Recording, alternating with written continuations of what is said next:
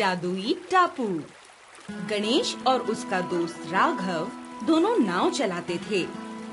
उनका काम था लोगों को एक टापू से दूसरे टापू पर ले जाना। ये काम करके वो काफी अच्छा पैसा कमा लेते थे और उन्हें हर रोज नए नए लोगों से मिलने का मौका भी मिलता था। उन दोनों को ही ये काम करना बहुत पसंद था। अरे भाई, मुझे वो सामने वाले टापू पर ले चलोगे क्या? क्यों नहीं, यही तो हमारा काम है। राघव, इन्हें नाव में बिठाओ जब तक मैं और लोगों को लेकर आता हूँ। ठीक है। दिन ऐसे ही कट रहे थे। ये समुद्र का ठंडा पानी अब गणेश और राघव का दोस्त बन चुका था।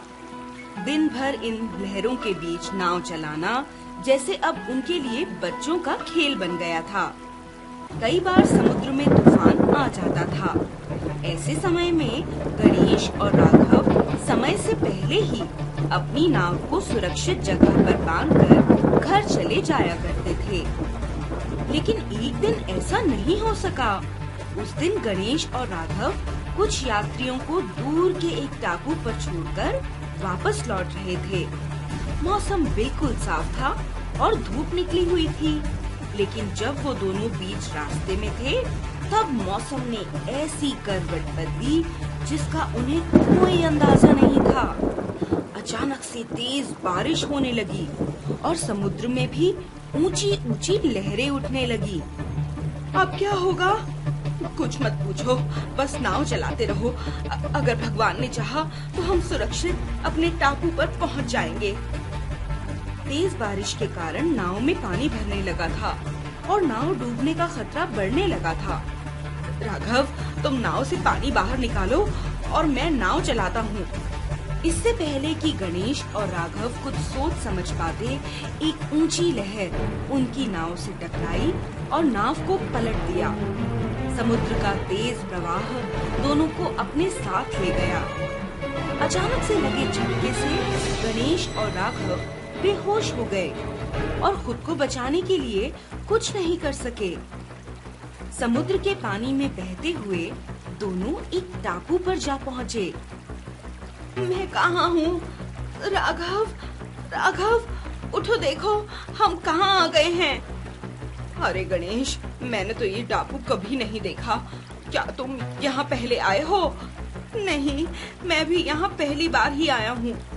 गणेश और राघव टापू को देखने के लिए वहाँ घूमने लगते हैं। टापू पर हर जगह हरियाली ही हरियाली थी और फलों के पेड़ थे। कुछ फलों को तो उन दोनों ने पहले कभी नहीं देखा था। उन दोनों ने एक पेड़ से कुछ फल तोड़े और खाने लगे। तभी उनके पीछे कुछ हलचल हुई। राघव देखता है कि उसकी उंगली से भी छोटा एक बौना इंसान उसे तीर मार रहा है। अरे गणेश, देखो ये क्या है? तुम दोनों कौन हो और यहाँ क्या कर रहे हो? पहले ये बताओ कि तुम कौन हो?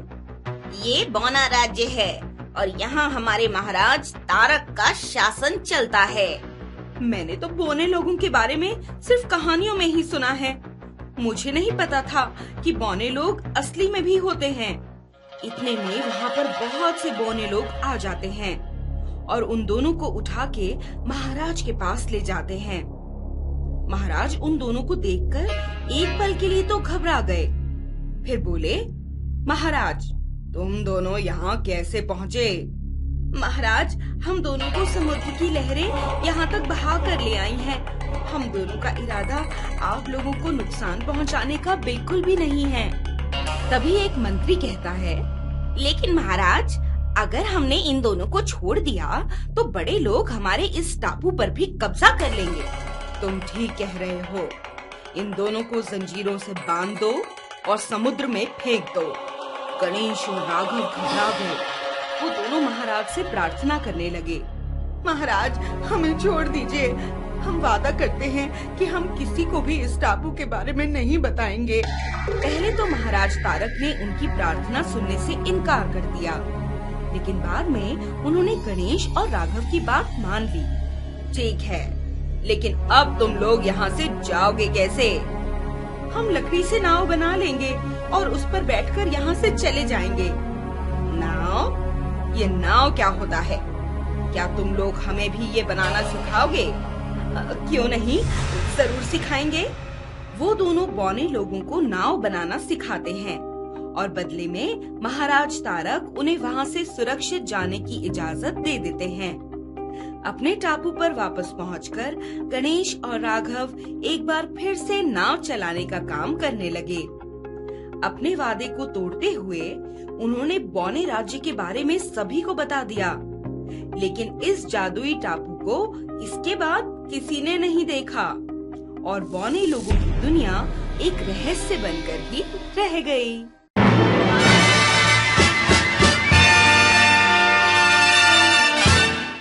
जादुई ऑटो रिक्शा। एक गांव में रमेश अपने परिवार के साथ रहता था। रमेश के परिवार वाले बहुत ही गरीब थे। रमेश के पिताजी रिक्शा चलाकर परिवार को पालते थे, लेकिन गांव में तांगा, ऑटो और टेम्पो भी चलते थे। इस कारण रमेश के पिताजी की आमदनी इतनी नहीं हो पाती थी कि वे अपने परिवार का पालन पोषण बहुत अच्छे से कर सके। पैसे की कमी के कारण रमेश अच्छे स्कूल में भी नहीं पढ़ पा रहा था। रमेश अच्छे स्कूल में पढ़ना चाहता है। हाँ, मैं जानता हूँ, पर मैं क्या कर सकता हूँ? आजकल रिक्शा चलाने में कुछ कमाई नहीं होती। तुम एक काम क्यों नहीं करते? ऑटो रिक्शा क्यों नहीं खरीद लेते? हाँ, मैं भी यही चाहता हूँ, पर इतने पैसे कहाँ हैं हमारे पास कि हम ऑटो रिक्शा खरीद पाए? हम धीरे धीरे पैसा जमा कर ऑटो रिक्शा ले लेंगे। इस दिन से दोनों पैसे जमा करना शुरू करते हैं। एक साल बाद रमेश के पिता ऑटो रिक्शा खरीदने के लिए बाजार जाते हैं और एक बहुत सुंदर ऑटो रिक्शा खरीद कर लाते हैं। ऑटो रिक्शा खरीदने के बाद रमेश के घर की दशा सुधरने लगती है और आमदनी भी बढ़ने लगती है। रमेश भी अब एक अच्छे स्कूल में पढ़ने लगता है।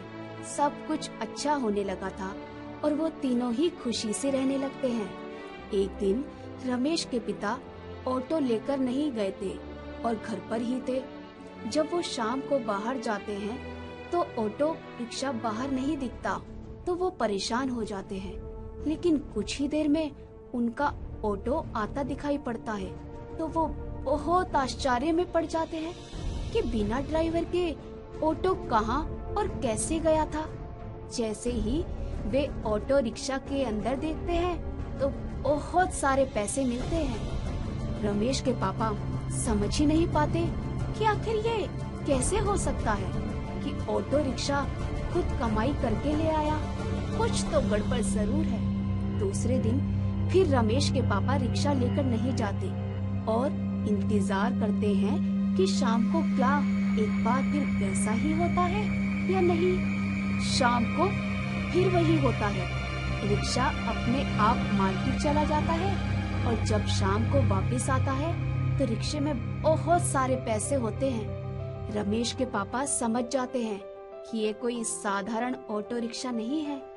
वो रमेश की माँ को उसके बारे में बताते हैं। रमेश की माँ बहुत लालची स्वभाव की होती है।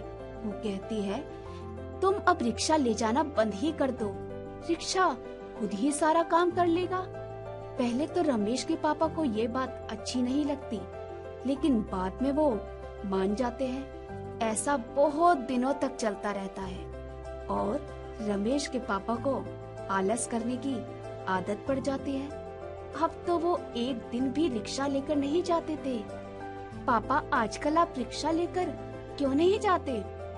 अब हमें काम करने की कोई जरूरत नहीं है, हमारे पास जादुई रिक्शा जो है। रमेश को जादुई रिक्शा के बारे में सारी बातें पापा बताते हैं। पापा, आपको इतना लालच और इतना आलस नहीं करना चाहिए। भले ही हमारे पास जादुई रिक्शा आ गई हो, लेकिन हमें इसका इस तरह इस्तेमाल नहीं करना चाहिए। लेकिन रमेश के माता पिता उसकी एक नहीं सुनते। कुछ महीने तक ऐसा ही चलता रहता है, लेकिन एक शाम ऑटो रिक्शा वापस ही नहीं आता। रमेश के पापा ऑटो रिक्शा को हर जगह ढूंढते हैं, लेकिन ऑटो रिक्शा कहीं भी नहीं मिलता। वे थक हार कर घर आ जाते हैं। दुखी मन से वो सो जाते हैं, लेकिन उन्हें सपने में एक परी दिखती है जो कह रही है कि मैंने तुमको बहुत मेहनती इंसान समझ के एक जादू वाला ऑटो रिक्शा दिया था, लेकिन तुम तो बहुत कामचोर और लालची इंसान निकले। ये रिक्शा तुम्हारे लिए नहीं है, इसीलिए मैं इस ऑटो रिक्शे को वापस ले रही हूँ। इतने में अचानक रमेश के पापा की नींद खुल जाती है। वो ये सब बात अपनी पत्नी को बताते हैं। वो दोनों मिलकर आंखें बंद करके उस परी से बहुत माफी मांगते हैं और बहुत पछताते हैं, लेकिन लालच का नतीजा हमेशा बुरा ही होता है।